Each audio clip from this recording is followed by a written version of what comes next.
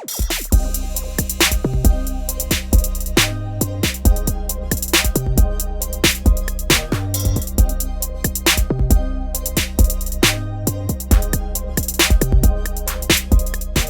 right, I'm excited. Guess what, y'all? It's the Moss and Marriage Go Show. Let's go. We in the building. It's your boy, Dr. Deontay Moss, and you know who to my left. Dr. Cartel Moss, and we are Moss in Marriage. Yes, God, me, and my wife. Quit playing with us. He's included in everything we do, right? But we have some special guests with us today. The wonderful, the great, the amazing Burkes. Dr. Birt, Mrs. Birt. Oh, we have a place for you in our hearts because you guys are our first marriage counselors. And you're here with us now. Oh, We are super excited. We're grateful. We're glad to be here. Glad to Man. be here. A big part of why we still here. a major part. Because y'all helped us get through some wars at the end. We're talking about, now me and Ted just celebrated 11 years of marriage, right? We got married 11-11-11. We just celebrated 11 years of marriage. Awesome. And y'all was in the trenches with us. talk. I mean, we done had many house visits at the beginning of our emergency calls that y'all help us navigate through. Real You talk. know, so We appreciate you. we really appreciate y'all and thank we y'all for being here. appreciate you with us. guys. Guys, so much. And it is just so encouraging to see your growth. That is nothing but God. Thank you. Well, you know you're Making a part of that. difference. For sure. That was nothing but God using us as vessels. We're super That was grateful. it. That's it. You're right. So tell everyone a little bit about yourselves. How did we become the Birts? These wise individuals that help other married people with their drama and whatever else included in marriage together. So you want me to start so you can correct everything I get wrong? I think that's a great way to start. My style. Always get it She's wrong. gonna correct me. I always get the years wrong, the time wrong. But Well, at least you know it though. I met Wendy. We call her Wendy. Her legal name is Winda, but we call her Wendy. I'm gonna say in 1982. Wrong again. So if I'm wrong with 82, it's Wrong number 83. But it's in a little town called Terrell, Texas, which is 30 miles. It was 1980. Okay, Terrell, Texas, Almost 50. and a little small Christian college 30 miles east of Dallas. The only thing Terrell is known for was Jamie Foxx. That's where he grew up. And when we were students there, he was a high school football player, and he was very good football player. But anyway, Any given Sunday. her first cousin Benny was there, and we were in the same class. And her sister, Amy, was there. She was in the class behind us, so she was coming to visit her sister. And I saw this young lady, and I said, man, she's beautiful. That's the first thing we all do, and we'll talk about we'll talk about that when we discuss. But I saw him, with some dude. He was a funny looking dude, but she was with the guy, and they were walking, and so. Eventually, she came to school it's called Southwestern Christian College. She came to school, and the only time we was on campus, we were friends. We never talked like romantically, or we never dated or anything. We were friends.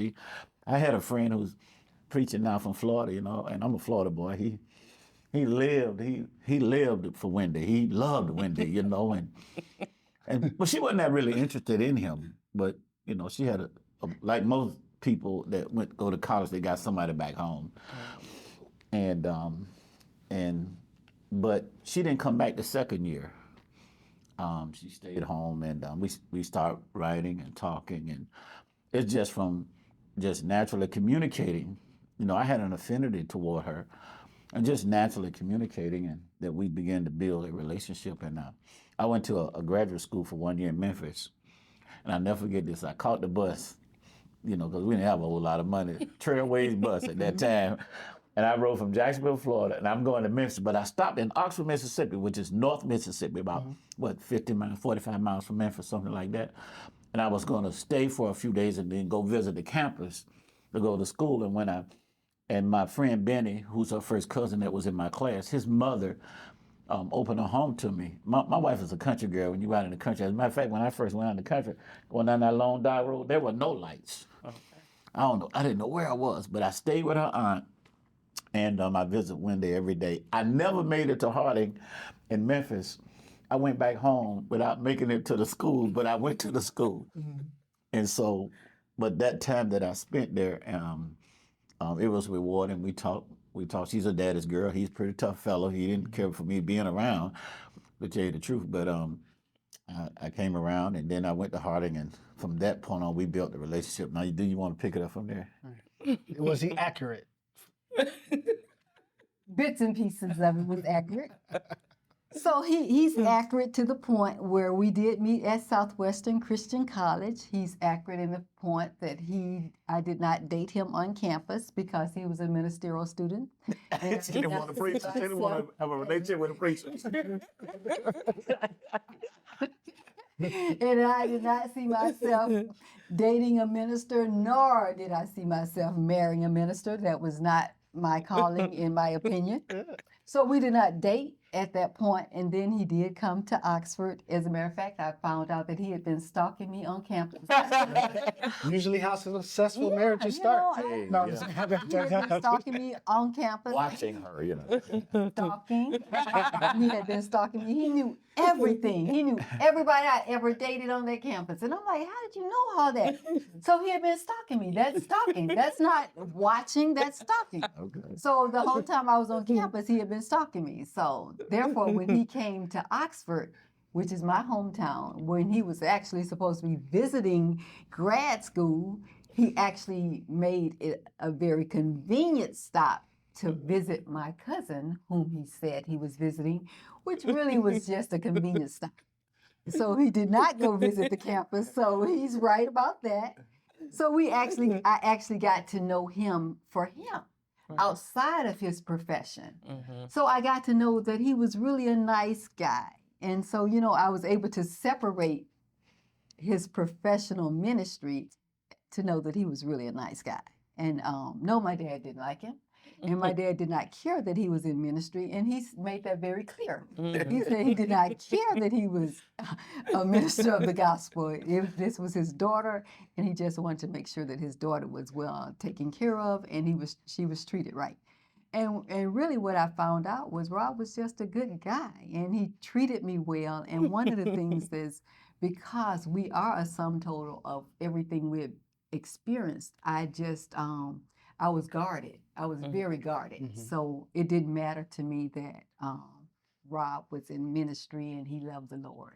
I had to protect my peace. Right. And because I had grown up in such dysfunction, I didn't care about the fact that he loved the Lord. I just wanted to make sure that I was okay because I grew up in such dysfunction. I had decided that I was never going to get married. I didn't want to be in a dysfunctional relationship. I always loved children, so I was going to have a lot of kids, but I was not going to have any kids out of wedlock because that was not right. I was just going to adopt me a lot of kids, and I was going to stay single because I was not going to have a man mistreat me because I'd seen that growing up. And I was not going to do that. But then I met Rob, and I said, Lord, is this man real? Is it live or Memorex? Is it live or Memorex? And I kept saying, no, it's Memorex. It's not live. So what determined that I was real? My grandmother. Okay. Tell us about it. Talk about it. It was my grandmother. And anyone that I dated, they had to pass my grandmother's test. And everyone that I had dated, my grandmother would always say, no, something about that fella. Nana wasn't having it. So, and if my grandmother said to me, it's something about that boy, you got to go. But when she met him, she said, he's a keeper. And I'm like, really? All right. You think so? And I said, well, maybe I need to be a little bit more open-minded. And she said, she says, it's something about him. And I said, really? And that was all I would say to my grandmother. But I had that much respect for my grandmother. So I started being more open-minded toward him. And I started seeing things that my human mind wouldn't allow me to see. But my spiritual mind would. Because I had that much respect for my grandmother. And did you know that, Dr. Birt? She told me. Oh, okay. But my wife is a Christian. When I say I'm not saying she's perfect, Mm-hmm. but one of the things that I enjoyed about her that she had Christian values. Okay. You know, my wife, even to this day, she has high Christian values, and that's what I respected, you know, about her, were her values, you know. And so she told me about it. Told me about her grandmother. So what happened? Memphis is about maybe 45 minutes from Oxford, and I was in school, but there's the church there, and Oxford was looking for a preacher, so they eventually hired me. Okay. So you got real So I close. was I was in school. I was in school, but I was going to school in Oxford, you know, and so, but our values, Yeah. and so she came from a real rich Christian background. My mother-in-law is one of the best individuals I've ever met. You know, that's really encouraging to hear you say Yeah. how you guys started off, because I feel like that's pieces of our story as Yes. well. Because we started off friends as well. Yeah. We was friends for a long time before we even eventually started dating. And I think Ted had a lot of Christian values. I did too, but you know, you remember when I said I wanted to finally talk to Ted, right? I said, hey, I think we should give this a try. She said, if you not trying to marry me, don't talk to me. Lord, Because she done already talked to God, and if I ain't talked to God, don't be talking to her. I'm like, what are we That's what she told me, and I got What to are we thinking gonna like, do? Yeah, we already. she thinks she is. Tell her talk to me, and I'm like, you know, and I'm like, okay, I'll do it. You know, I just talk to God. But what's interesting about that though is, so you got these two people who have Christian values, but they come from a different world. Yeah. See, that's the issue. They come from a different world, and very few people come from a highly functional family.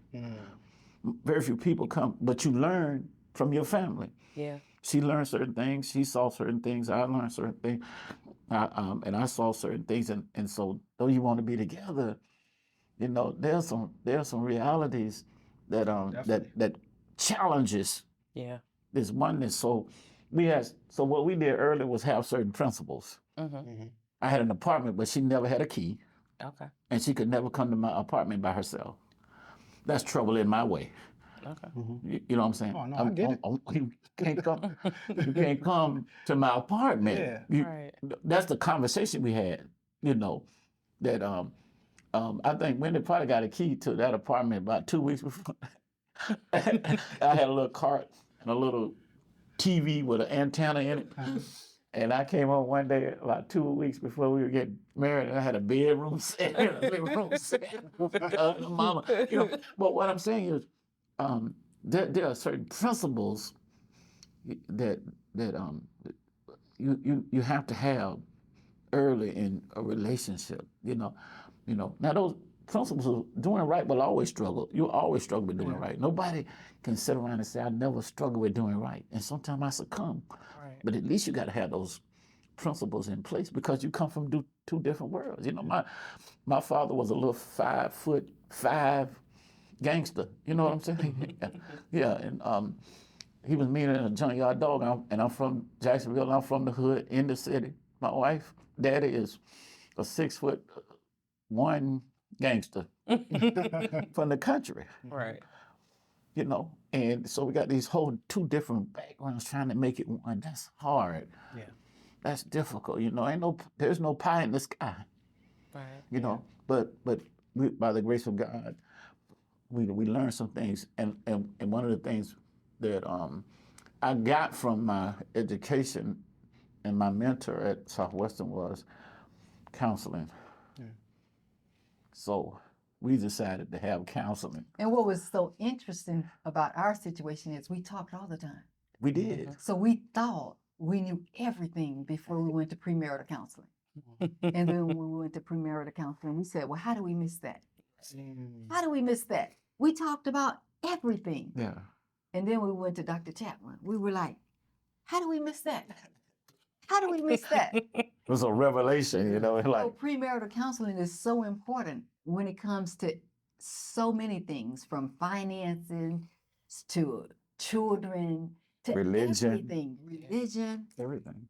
Who's going to do simple things like, what are the responsibilities of the man? What is the, because there are just certain things, especially in today's society. Mhm. There are all these, especially with the feminist movement. You know, we have these roles. What's defined as the women's role? What's defined as the men's role? Yeah. You know, Yeah. is there such a thing? Is it biblical? Right. Mhm. That So part. that part right there is what we really have to talk about, because we put things in a box. We put God in a box. Ooh, stop it. But God. Is that the God we serve? Not at all. But see, we will put God in a box, and then we sit there like, then we get in trouble in our marriages. Mm-hmm. Because God, I always tell people, relationships are a pyramid. God is right here, and then husband and wife. So if we're always looking up, we're okay. And then our relationship, because we're always looking to God for the answers. Right. But so many times we're looking to each other and not God. Right. And God being in your relationship doesn't mean easy. Mm-hmm. It doesn't mean easy. Having God in your relationship doesn't mean easy, but it means doable. Right. You can do it. Right. Doesn't mean you won't get any scars. It doesn't mean you won't have any headaches. It doesn't mean that you won't Now, that's what I'm have always saying. sleepless That's nights. what I say. As much as I love this man, he gets on my nerves. After 37 years. You know, but that doesn't stop me from loving him. Right. And Because that we're doesn't stop different. me from doing right by him. Right. Because sometimes we get it twisted. We say, okay, because I'm upset with you, I'm not going to do right by you. Right. I'm still going to do right by you. Doesn't mean I'm not going to do right by you. It just means that today I'm not feeling you. Mm-hmm. And it's okay for me not to feel you. You know, I seen Michelle Obama on social media just talking a little bit about that. Mhm. She's talking about she was married to Barack for For 30 years. 10 10 years, years she he couldn't didn't stand like him. it. I saw that. And that reminds me a lot of that conversation she was having. But she was like, people don't understand that it was like 10 years that I didn't like him. I loved him. You know what I'm saying? I knew he was a great man. But she was talking about, it was like when they had the kids. And she was like, oh, you got time to golf while I'm out here? You know, so she was I'm going, struggling. yeah. But she talked about that very thing that you just mentioned. So It's so interesting because our differences will always be part of our struggle. Right. But there are principles that we apply. My wife is very practical. She's like 1 + 1 = 2. I mean, that's just Always. her thought pattern. She's very analytical and very practical. I'm different. Oh. You know, my mind is broad. Ooh. You know, sound like me, Dr. yeah, I'm out here, and Winda's in here, and that clashes. But we were just talking about this last night, Rob. We were talking about the venting and plus the practical and all that stuff. We were just talking about how people are just so different. And I'm the venter. You're the hider. Yeah. You know, so people have different patterns. Whereas I'm going to talk about it. No, we're going to talk about this. No, you're not hiding. Where you think you're going? We need to talk about this. Whereas he's like, he shuts down. No, I'm like, no, we need to talk about this. And we respect that. So I have to have the time to be who I am, and she can be who she is. You know, we got to be who we are, and then we just have to take those steps, you know, in those spaces and places to come together, because we just as different as day and night. How do you navigate that? And I think it's important that y'all know that about each other too as well. You know what I'm saying? It's Knowledge important is to know power. that you know, but you say, hey, how do y'all navigate? Well, I think the other thing, one of the things that's so important to me and my wife, and to when we counsel people, we've done. You wouldn't imagine the kind of counseling we've done in the 20. And they should be 25 years in Toledo. Is that where is our value found? Our value, and this is my theology. It's not external. As a matter of fact, when God created mankind, he created Adam, and the Bible says he made them in his image. But you only got Adam, but he made them. Inside Adam is Eve, inside Robert is Windy, and he created them in his image. They have no bodies. Your body is nothing but it's dust. It ain't even dirt. It's dust. And so you have to understand, first of all, your essence. It's not your body. It's your person. It's my spirit. You got to start there, you know, because our bodies are, and when I say body, I'm talking about our physical being. It's all jacked up, man. But we got to start with the inner person, you know, the spirit. And one of the things I love about my wife is her spirit. Because, see, your spirit can be right even when your actions are wrong. Because that's how you get back. It's the spirit. You got to see the value of a person's spirit. You know, and that's the thing that I love about her. And I think that's where you start. As a matter of fact, I know where you start. You want to elaborate? And I think that's how God is with us, though. If we love the way God loves us, and I tell people all the time, you know, when you think in terms of how God is with us, and if we take that same love toward our mates that God does with us, we can't lose. But see, we won't do that. We put stipulations on our spouses. We put stipulations where God doesn't. So if I love Rob the way God loves me, we can't lose. My wife would say all the time, my husband's a good person. That don't mean I do good all the time. It's my spirit, it's my person. It's like, see, when it irritates me with her practical thinking, I'm talking about up here sometimes, but her spirit, man, I know her motive and what she's trying to do is pure. Her spirit is pure, and I love that. There's a second thing that we teach people, and that is we all mess up. We all mess up. We all fall and falter. In Wednesday, 37 years, I mean, if she was to write down all the times I jacked it up, I mean, it would be a bestseller, you know. 20 books, 30 books. Do you understand what I'm saying? But we need to know, and we teach this to people. What are the normal things people do when they mess up? It's in the Bible. They hide.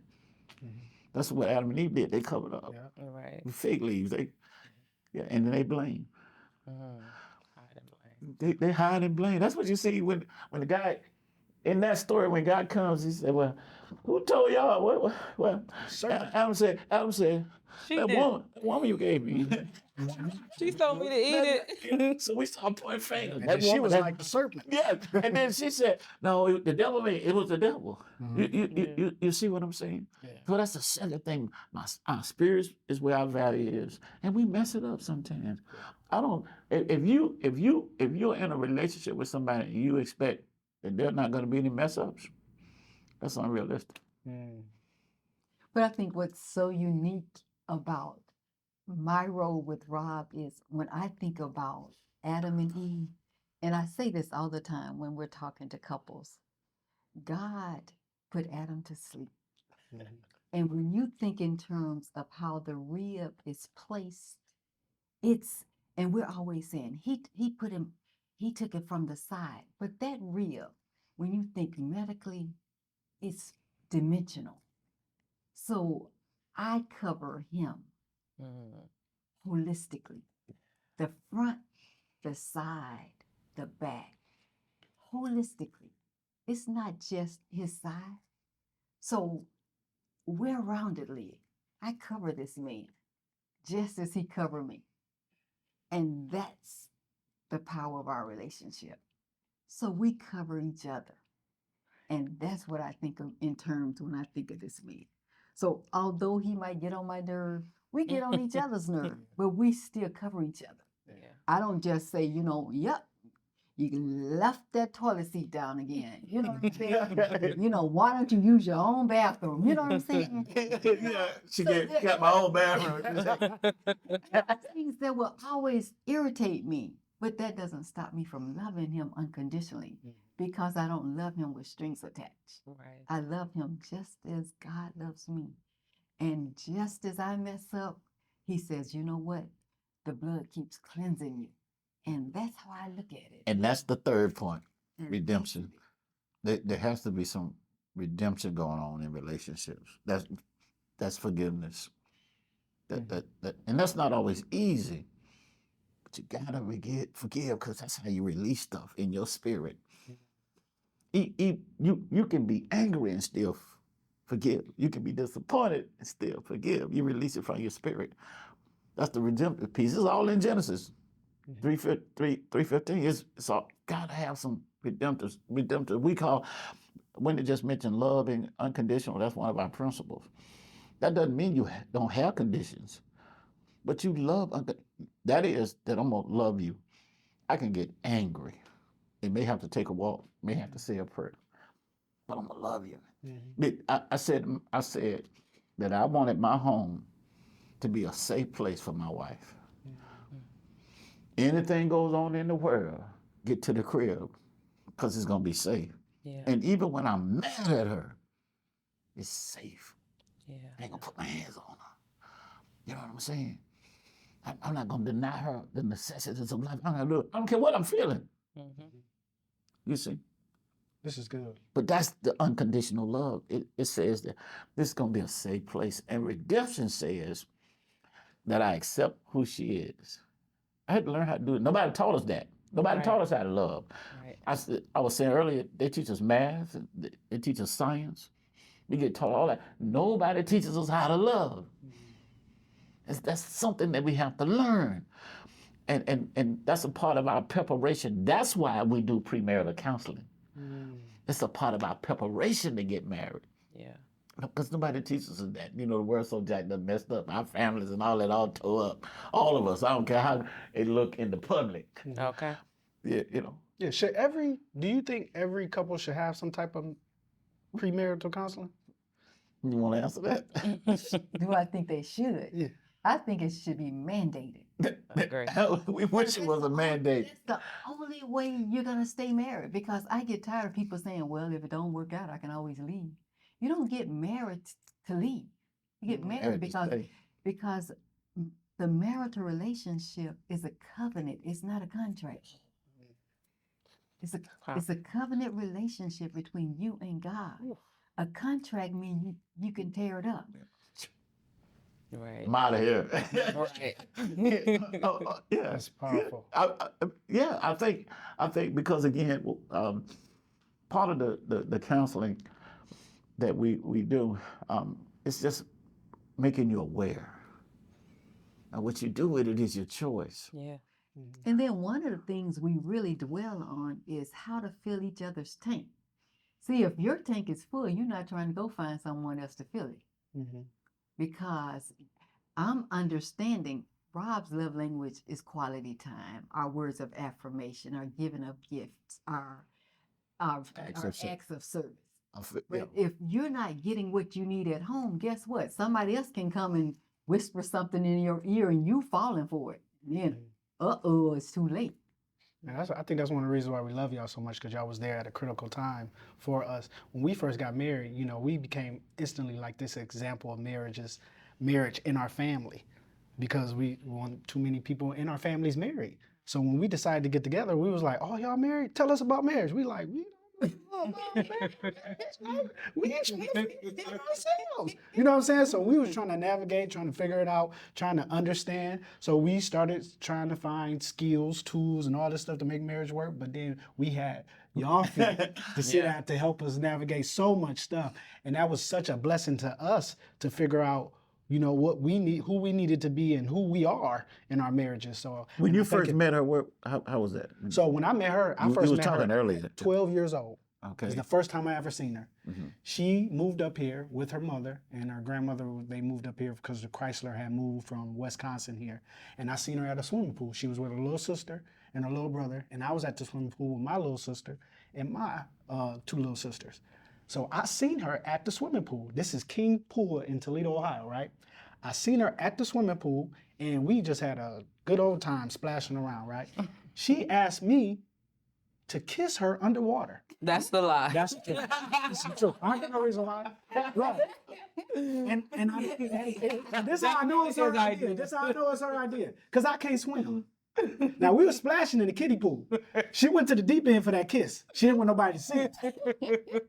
And I jumped in there. I almost died that day. I almost died that day because I went and got that kiss. And I think she felt like she had to take care of me ever since. I think that's why Boston marriage is even a thing right now, because she made me kiss her underwater. But that's the first time I seen her, 12 years old. But we eventually will go on to live our lives, living our lives. And she was in college. You had graduated. I was still in school and we working at the Boys and Girls Club. and she was getting ready to get her master's, and I lied and said I was getting mine, and didn't finish my bachelor's. So hey, me too. Yeah, you smart. Yeah, me too. I'm getting my master's too. Yeah. She said, "Where you going?" And we connected, but we were friends for a long time. She had a boyfriend. I had a girl I was dating. Didn't work out. Her guy didn't work out, and we just was friends for forever. It seemed like Everybody at the Boys and Girls Club used to hang out, so it used to be a ton of us in circles. So that kind of, what you just said about attraction to the spirit is what keep people together. I believe our spirits were attracted to each other because it'll be like 10, 11, 12 of us, a lot of us from all the different Boys and Girls Club hanging out. But by the end of the night, he and I would be ducked off and we talking about God, we talking about our kids. We had been in bars sometimes having these type of conversations. And then eventually, he would, try to tell me, he started out asking me questions like, so how do a guy know if a girl likes them? And like all of these kind of out of the box questions. it was way smoother than that. It was like, and she said it the wrong way. Like, oh, dear God. Look at me, clueless and blind. I'm like answering them because we friends, and I know he got, all this stuff going on.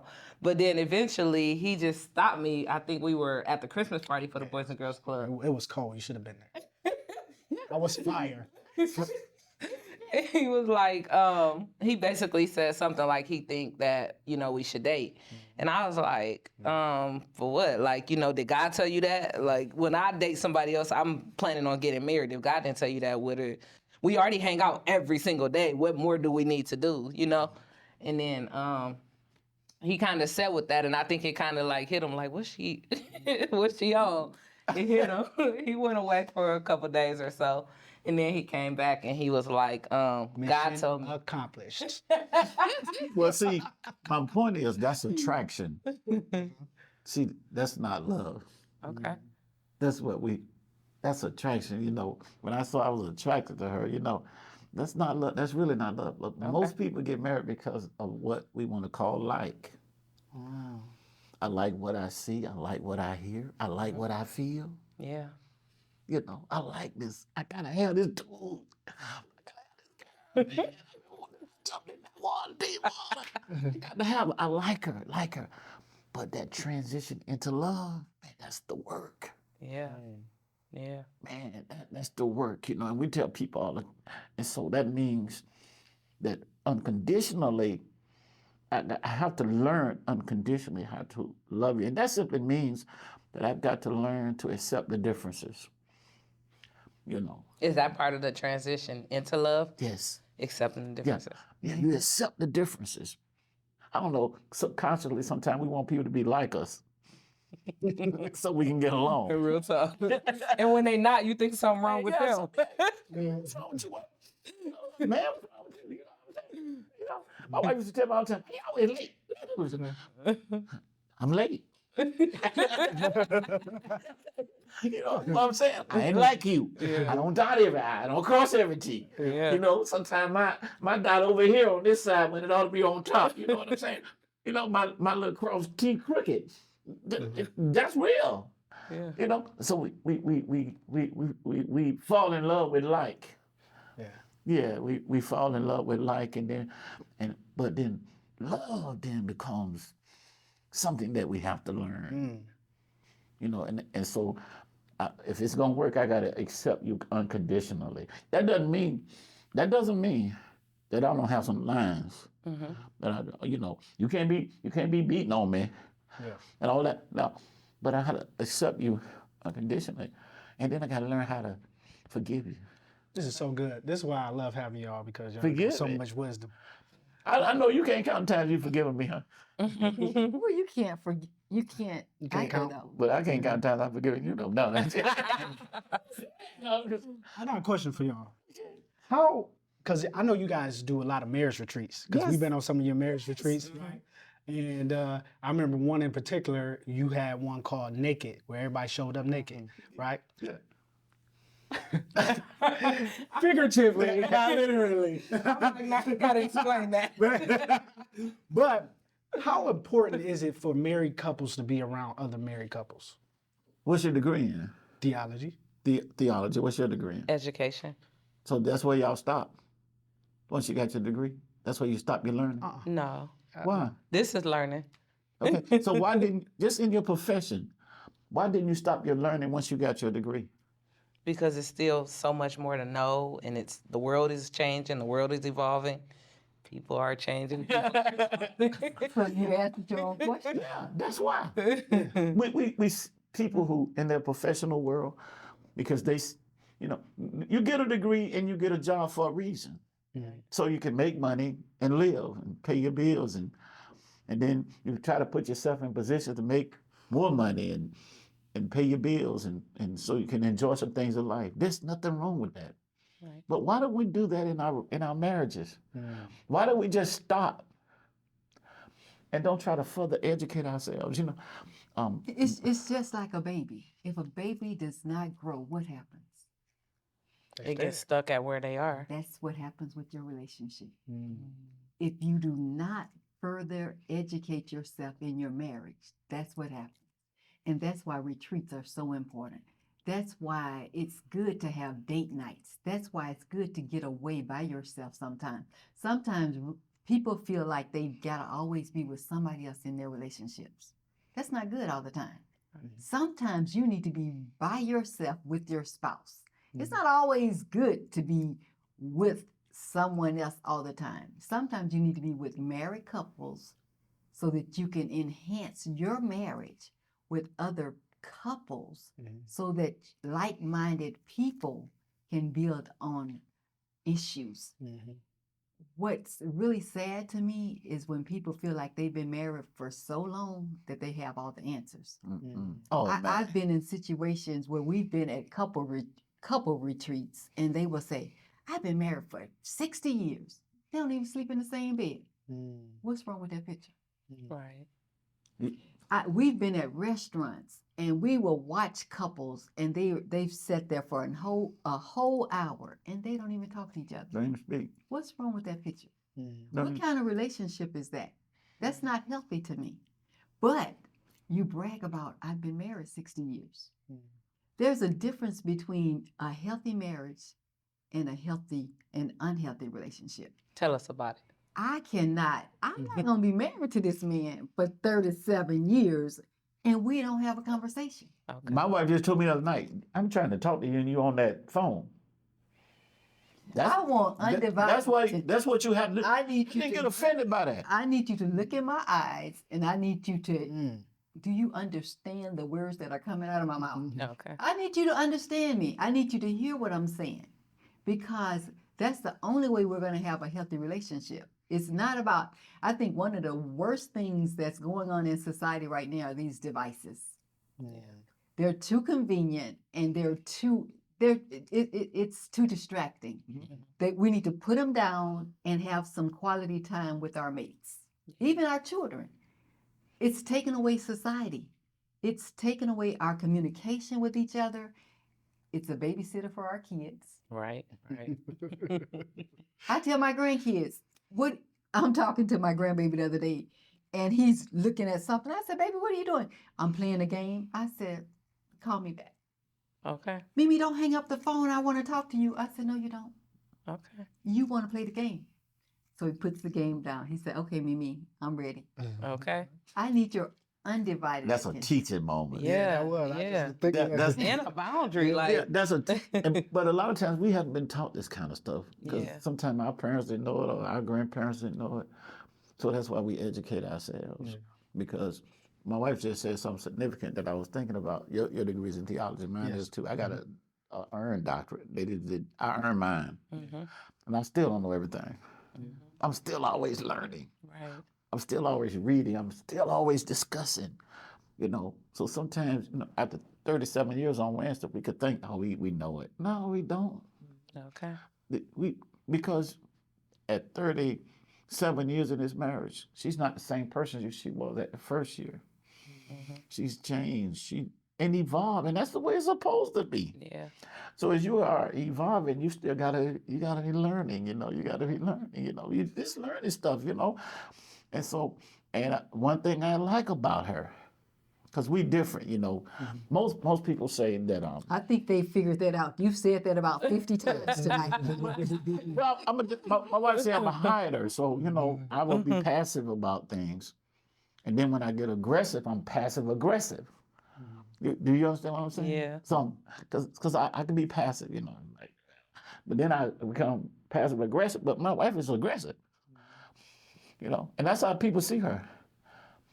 People that know that don't know us, just casually know us, they would automatically conclude that Wendy is the leader in the house, because she's aggressive. She's just, you know, an eye is an eye, and I got it right here, you know. But that's not how it works in our home. But she's, and because I'm not as aggressive, you know, people will define that as weakness. I'm not weak at all. Believe me, come in my house 2 o'clock in No, the you're morning. not weak, honey. You're not weak. Come in my house 2 o'clock in the morning and see who you encounter. Not Wendy, me. Right. If somebody got to go and leave the world, it's going to be me first. Because that's my wife. Right. But she can be who she is. Yeah. And sometimes, whether male or female, they're intimidated by how a person is. Let people be who they are. Right. But we're always learning. We're always developing skills. We're always trying to understand. But will allow us to continue to grow and be a teacher to my one daughter or to my 3 grandkids, to teach them, you know. And that's what we do. We talk to them, you know. We just like, hey, A, B, C, D, E, you know, we you know. And so that's why so many people say, oh, they got a great marriage. No, we got a marriage that's good and great, We're but continuously it's not working. perfect. And we're continuously working. I got a phrase I use all the All time. like donuts. We all like donuts. Got a hole in us, man. So we just study building. Yeah. Study building. And when I go to sleep in this world, I at least want to say, I've given it rather 100. You know, I mean, giving it all I've got. And that's all I can do. Right. So if I'm learning, and I keep on learning, I keep on giving, I keep on being what she needs. We say this, the Bible says that a husband, here's a great theological point, is the head of a wife. And the Bible says a wife submits to her husband. So I'm going to tell you about head, and she's going to tell you about submission. Okay? Okay. The term head in the Bible means authority. But the authority to do what? To tell her what to do. To tell her, you better not leave this house, woman. Or you better cook my food, woman, when I get home. That's not what that means. It's a term of authority. Authority to do what? What's the authority that I have over this woman? I have the authority to bring the best out of her. That's my authority. If I think authority means to have the last word, it's going to be, because my last word ain't always right. It's just right sometimes. And other times, her word is right. So what God has put me in the position of being the head of this woman is to bring the best out of her. That's protection, that's whatever that means, but I'm bringing the best out of her. You know, I'm not taking away from her. I'm feeding into her to be the best Wendy, the best mother, the best Mimi, the best person that she could be. And that's my job. That's powerful. We're going to have to end it with that because you talking real good. I want you to keep talking to me forever because I just love sitting at y'all feet getting this knowledge. But we want to celebrate y'all because Thursday, right? 37 years? Wednesday. 37 years of marriage, so congratulations for that. And we really just want to thank y'all for just providing this opportunity for us to just hear and listen to all this knowledge that y'all been giving us. Y'all been giving us this for years. Thanks but to for share with the having world us. is a blessing. Yeah. So we thank you for being here today. Well, we appreciate you all inviting us, and I watch y'all on social media, and I'm just so proud of So proud of you. Because Appreciate y'all. when we first met you, both of y'all had boxing gloves. Muhammad Ali and Joe Frazier. Yeah. I was Joe. I was Joe. Yeah. She the greatest. But look what can happen. Yeah. And what I'm saying is, if it can happen to us, if it can happen to you all, there's nothing special about us. We just did it the right way. It can happen with anybody. For sure. Go ahead and tell the people where they can find you. Glass City. Yeah, I'm the pastor of the Glass City Church of Christ in the city of Toledo, 901 Hoyt. We worship every Sunday at 10:30, man. And we, I tell people, it's not simply about being religious. It's about being righteous. All right. And then if I'm righteous, I put my religion in perspective. All right now. You know what I'm saying? So yeah, come see us. Come hear a word and come fellowship with y'all. Any and everybody is welcome. For sure. I don't care what your situation is. You're welcome to come and be blessed. Okay. Well, that's Moss and Marriage. It was a wonderful episode with the Birds. Thank you for doing this with me. Thank you for doing this with us. And y'all make sure y'all tune in to the next episode. We're going to keep doing this. Moss and Marriage goes, the show. Let's go. Yeah, y'all good, man.